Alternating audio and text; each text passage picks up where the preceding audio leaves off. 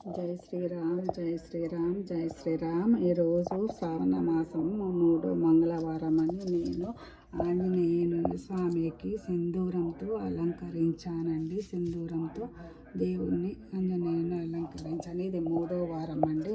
అదేవిధంగా శ్రీ ఆనంద ఆంజనేయ వ్రతం కూడా చదివాను, పుస్తకం కూడా చదివాను. ఇందులో 5 కథలు ఉంటాయండి.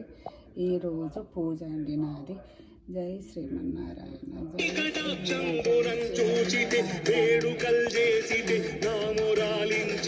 నన్ను రక్షించితే అంజనాదేవి గర్భాన్వయా దేవ నిన్నెంత నేనెంత వాడం దయాశాలి వై